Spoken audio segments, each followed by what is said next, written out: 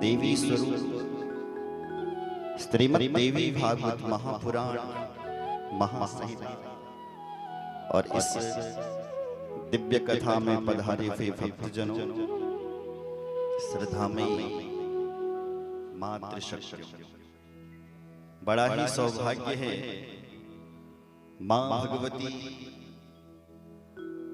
जगत माता जगत जननी मां भगवती राजराजेश्वरी की अनंत कृपा से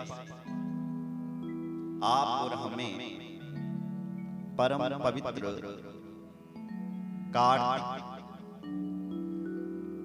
मास में शुक्ल पक्ष में हमें ये श्रीमद् देवी भागवत महापुराण की कथा श्रवण करने के लिए मिल रही है। आप सभी भक्तजन इस कथा में अपना सहयोग दे रहे हैं, तो आप सभी के लिए जोरदार तालियां। जितने भी भक्तजन इस कथा में अपना सहयोग दे रहे हैं, बोलो जय श्री राम।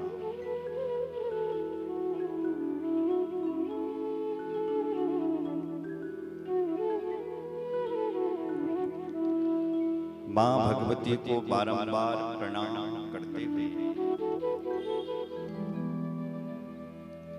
भगवान भूत भावन भोलेनाथ शंकर को प्रणाम करते हुए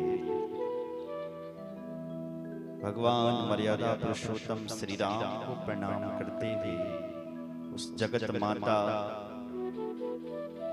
जगत जननी जगत धारिणी कई नामों से जो मां भगवती है, उन भगवती को प्रणाम करते हुए आइए हम इस पावन दिव्य श्री कथा में प्रवेश करते हैं। गुरु जय श्री राम।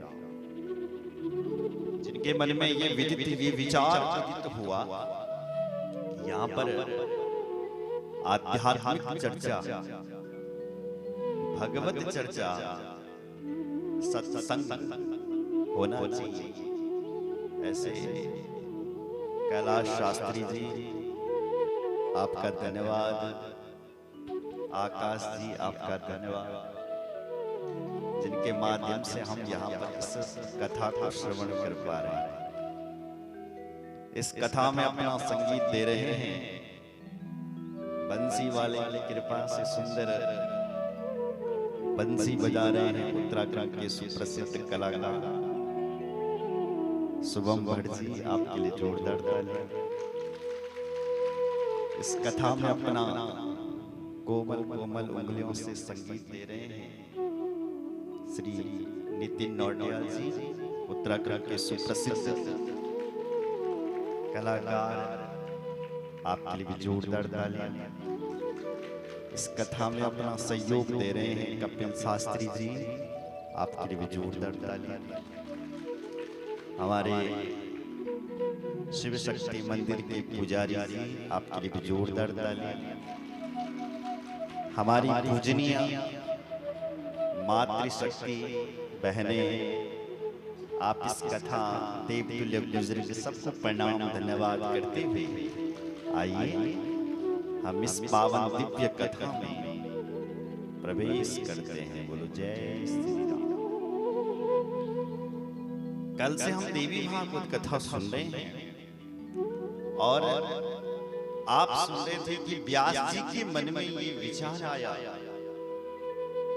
कि मेरा पुत्र नहीं और पुत्र के बिना गति नहीं है, तो मैं अब कौन से देवता का चिंतन करूं।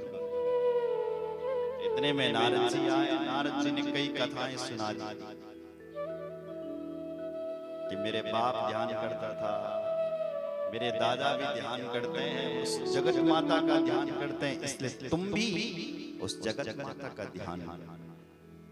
तुम्हारा समय बीता, इन्होंने कठोर तप मां भगवती का किया, भगवान शंकर का किया। शंकर और मां भगवती जगदम्बा अंबर आकाश में प्रकट हुई और बोली, हे व्यास जी, तुम्हारे घर पर सचमुच पुत्र पैदा हो, और ऐसा वरदान लेके चली गई। एक दिन व्यास जी महाराज अरण्य मंथन कर रहे थे। पुराने जमाने में माचिस तो हुआ नहीं करती थी, तो लकड़ी को घुट करके आग प्रकट करते थे। तो ऐसे अरणी सहितम गुह्यम मनमथाग्नि चिकीर्षया मनमथं कुरु हस्तस्य चित्ते चिंता भरास्तदा। व्यास जी अरणी मंथन कर रहे हैं, आग जला रहे थे हवन करने के लिए, कि इतने में उनकी आंखों से आंसू आ रहे हैं कि मेरा कोई पुत्र नहीं है, पुत्र नहीं है। इतना उनके मन में विचार आया कि इतने में एक घृताची नाम की अप्सरा वहां पहुंची। स्वर्ग में कई अप्सरा रहते थे, और एक घृताची नाम की अप्सरा है, वो वहां पहुंची। एवं चिंतयतस्तस्या घृताची दिव्य रूपिणी प्राप्ता दृष्टपथं तत्र समीपे कवने स्थिता। व्यास जी के समीप खड़ी हो गई। व्यास जी अरणी मंथन कर रहे थे। व्यास जी की दृष्टि जब उस घृताची नाम की अप्सरा पर पड़ी, तो उसके ऊपर व्यास जी मोहित हो गए। व्यास जी मोहित हुए तो व्यास जी का तेज निकला। तुरंत उस घृताची नाम की अप्सरा ने वो तेज तोती का रूप बनाया, और वो तेज उसने ग्रहण कर लिया, पी लिया, और वहां से उड़ गए। समय में बोलो जय श्री राम। व्यास जी सोच रहे हैं मेरे साथ ऐसा तो नहीं हो रहा है, ये मेरे साथ क्या हो गया? क्या मेरे साथ ऐसा तो नहीं होने वाला जो पूर्वा के साथ? तुरंत ऋषि लोग कथा सुन रहे थे। सूत जी से पूछा, हे गुरुदेव ये बताइए कि ये पूर्वा कौन था? व्यास जी सोच रहा है मेरे साथ ये तो नहीं होने वाला जो पूर्वा के साथ हुआ था। ऋषियों ने पूछा ये पूर्वा कौन था? कोशो पूर्वा राजा को वसी देव कन्यका कथम कष्टम च संप्राप्तम तेन राजा महात्मनः। श्री सूत जी कहते हैं, हे ऋषियों, चंद्रमा के पुत्र का नाम था बुध, और बुध का पुत्र हुआ पूर्वा। एक दिन ये पूर्वा जंगल में गया हुआ था, और जंगल में इसने उर्वशी अप्सरा को देखा। ये भी स्वर्ग की अप्सरा थी। तो उस अप्सरा पर इस पूर्वा का मन आ गया, और उसी के साथ महाराज रहने लग गया, और कहने लग गया, हे देवी, हम तुमसे विवाह करना चाहते हो, क्या तुम हमसे विवाह करोगी? तो उस सुंदर स्त्री ने कहा, हे भाई पूर्वा, मैं तुमसे विवाह तो करूंगी, लेकिन मेरी कुछ शर्तें हैं। क्या शर्त है? बोले मेरी ये शर्त है कि मेरे साथ 2 भेड़ के बच्चे, और यदि ये भेड़ के बच्चे किसी ने मेरे चुरा लिए तो मैं तुम्हें छोड़ दूंगी। एता वरुण को राजन यस्तो रक्षस्व मानदा। हे राजन, यदि तुम मेरे भेड़ के बच्चों की रक्षा करोगे तो मैं तुमसे विवाह करूंगा। राजा ने कहा, मुझे स्वीकार है, मैं तुम्हारे भेड़ के बच्चों की हमेशा रक्षा करूंगा। बोले ठीक है, दूसरी शर्त मेरी और है। क्या? बोले घृतम में भक्षणम नित्यम नानि किंचिन नृपाशनम। हे राजा, मेरी दूसरी शर्त यह है कि मैं खाना नहीं खाऊंगी, अन्न नहीं खाऊंगी, मैं हमेशा घी पीऊंगी, और यदि घी तुम मेरे लिए पर्याप्त कर सकते हो तो तब मैं तुमसे विवाह करूंगा। मैं अन्न नहीं खाने वाली, मैं केवल घी पीऊंगी। राजा ने कहा मैं तेरे लिए अन्न नहीं हमेशा घी के कनस्तर भर करके रखूंगा, तो चिंता मत कर, तू मुझसे ब्याह कर। तो दूसरी शर्त पूरी हुई। तीसरी शर्त इसने लगाई, हे राजन मेरी तीसरी शर्त यह है कि अंगीकृतम चतद्राजा कामन्याभासितम तुयद। हे राजन सवास के अतिरिक्त यदि मैंने कभी आपको नग्न अवस्था में देख लिया तो मैं तुम्हें छोड़ करके चले जाऊंगा। राजा ने कहा मुझे ये शर्त तेरी मंजूर है। समय बीता, इसने उस उर्वशी के साथ विवाह किया पूर्वा ने।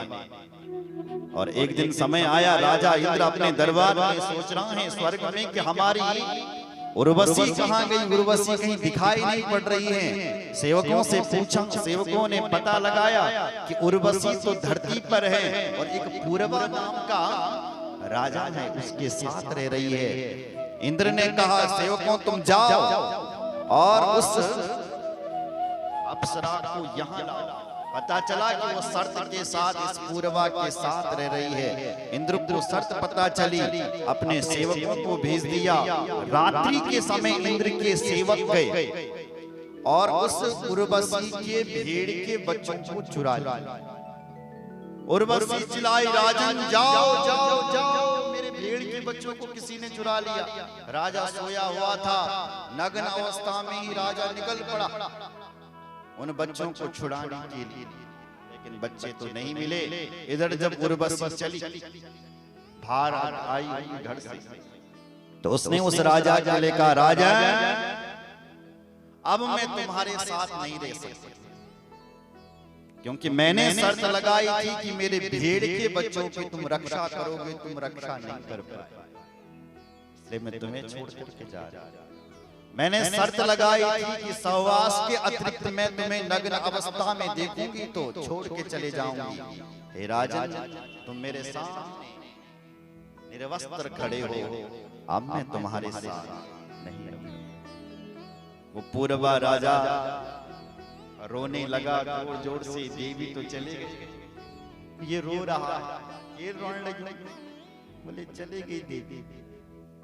तब वो देवी सामने आई और कहने लगे, राजन मुझे तो लग रहे हो कि आप महामूर्ख हो। मूर्खो शील प्रसार दूला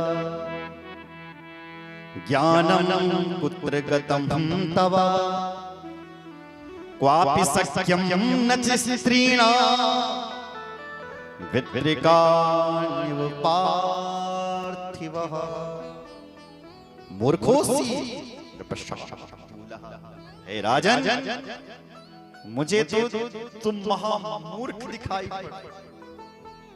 राजा ने कहा मैं? बोले हाँ। बोले मैं मूर्ख कैसा? बोले तुम मूर्ख इसलिए हैं कि तूने मेरी जैसी स्त्री पर भरोसा कर दिया। दूसरे की स्त्री पर कभी भरोसा नहीं करना चाहिए। अगर तुम दूसरी की स्त्री को अपने बनाना सोचोगे तब तक तुम्हारी बनेगी जब तक काम रहेगा। जैसे काम निकला ऐसे तुम्हें छोड़ के चली जाएगी। इसलिए हे राजन मैं दूसरी की, मैं तो स्वर्ग की स्त्री हूँ और तुम मेरे लिए रो रहा है। तुझसे बड़ा कौन हो सकता है?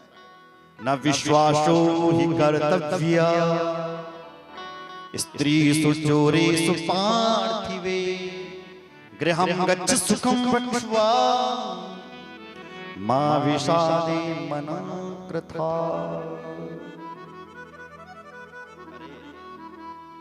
यदि तुम्हारे घर पर कोई नौकर रहता है और उसने चोरी कर ली और पकड़ा गया, फिर उसने हाथ जोड़े, मुझे मालिक साहब मुझे फिर रख दो, और फिर तुमने उसको ड्यूटी पर रख दिया, काम पर रख दिया, तो हमसे बड़ा मूर्ख कोई नहीं। एक बार जो चोरी करता हुआ पकड़ा गया उस पर दोबारा भरोसा करना तो मूर्खता। ऐसे ही हे राजन तुमने, मैं पराई स्त्री हूं, तुमने मुझ पर भरोसा किया है, इसलिए तुम जैसे महामूर्ख कोई नहीं। और आज ये देवी उस राजा को छोड़ करके चले। तो व्यास जी सोच रहे हैं कि मेरे साथ ऐसा तो नहीं होने वाला जैसा इस देवी के साथ। यज्ञ पूरा कर रहे थे, यज्ञ करते ही वो गिरताची नाम की अप्सरा पुनः व्यास जी के पास आ गई और व्यास जी के साथ रहने लगी। और उसने एक तोती का रूप धारण किया और उसी के गर्भ से उसने व्यास जी के पुत्र को जन्म दिया। तेजो रूपी सुको जातो कर्णी गर्भ संभवा द्वितीयोग्नि रिवाथर्थम दिव्यमान स्वतेजसा। तेजो रूपी सुको जाता, आज उसके गर्भ से एक शुक यानी व्यास जी का पुत्र शुकदेव प्रकट हो गया है। बोल शुकदेव भगवान की जय। जैसे ही सुखदेव जी का जन्म हुआ तो अंतरिक्ष से 3 चीजें ऑटोमेटिक टपकी। कहते हैं पहला कमंडल आया, दंड और मृगचर्य। अंतरिक्षात् पपार्तोभ्याम् दंडः कृष्ण निजं शुभं कमंडलुस्तथा दिव्या सुखस्यार्थे तुजोत्तमः। कमंडलु मृगचर्य आज शुकदेव के आने पर प्रकट हो रहा। व्यास जी का मन प्रफुल्लित हो गया, प्रसन्न हो गया। वाह वाह वाह, मेरा घर में बेटा हो गया है। कहाँ तो मैं सोच रहा था अपुत्रस्य गतिर् नास्ति स्वर्गो नहीं बचा, अब तो मुझे स्वर्ग भी मिलेगा। बेटे का लालन पालन होने लग गया। समय बीता और बेटा 20 साल का हुआ। अपने बेटे से कहने लगे, बेटा सुखदेव, बेटा तुम भी ब्याह करो। जैसे मैंने विवाह किया है ना बेटा, ऐसा तुम भी ब्याह करो। पता है ना बेटा कि पुत्र के बिना गति नहीं होती है, इसलिए तुम मेरा बेटा तो आगे हो, लेकिन अब तुम भी ब्याह। देखो बेटा, जो मनुष्य संसार में जन्म लेता है, देख बेटा, उसके ऊपर 3 ऋण रहते हैं। पहला ऋण होता है पितृ ऋण, दूसरा ऋण होता है ऋषि ऋण, और तीसरा ऋण होता है बेटा देव ऋण। अब पितृ ऋण से मुक्त कैसे होंगे? बोले पितृ ऋण से हम तब मुक्त होंगे जैसे आपके माता पिता ने आपको जन्म दे रखा है, तो आपके माता पिता पितृ ऋण से मुक्त हो गए। अब आपके ऊपर पितृ ऋण है, अब आप मुक्त कैसे होंगे? जैसे आपके माँ बाप ने आपको जन्म दे रखा है, ऐसी आप किसी संतान को जन्म दो। बेटा, जब बेटा बेटी हो जाते हैं तो पितृ ऋण से पुत्र मुक्ति हो जाता है। दूसरा होता है बेटा ऋषि ऋण। ऋषियों का किस बात का ऋण है? देखो, हमारे जो ऋषि मुनि, उन्होंने हमारे लिए आध्यात्म की खोज की। बोलो जय श्री राम। जैसे वेदों की, पुराणों की, शास्त्रों की, ग्रंथों की आध्यात्म की खोज की है, और ऋषि मुनियों ने वो आध्यात्म देखो इन किताबों में लिख दिया, ग्रंथों में लिख दिया। अब हमारा कर्तव्य है कि हम इन ग्रंथों को पढ़ें। हे बेटा, जब हम ग्रंथों को पढ़ते हैं तो हम ऋषि ऋण से मुक्त हो जाते हैं। जब हम इन ग्रंथों को सुनते हैं तो ऋषियों की आत्मा संतुष्ट होती है कि हमारी मेहनत आज में काम होने। और जब हम इन ग्रंथों का स्वाध्याय नहीं करते, पढ़ते नहीं हैं, तो वो ऋषि भी नाराज होते हैं और हमारे ऊपर ऋषि ऋण रहता है। तीसरा ऋण होता है देव। देवताओं का किस बात का ऋण है? देखो, सूर्य भगवान आपको प्रकाश दे रहे हैं, समय से आते हैं, समय से जाते हैं भगवान सूर्य। कभी सूर्य भगवान ने आपसे पैसा लिया है क्या? बिल लिया है क्या? बिल दे दो। हम तुम उन प्रकाश किरण लिया नहीं लिया। बिजली का बिल जमा नहीं करोगे तो क्या होगा? बिजली कहां भी जाए। और भगवान सूर्य ने कभी नहीं कहा है कि तुम मुझे बिल दो। तो भगवान सूर्य का बिल क्या है? बोले इन भगवान इन देवों के लिए यज्ञ करना।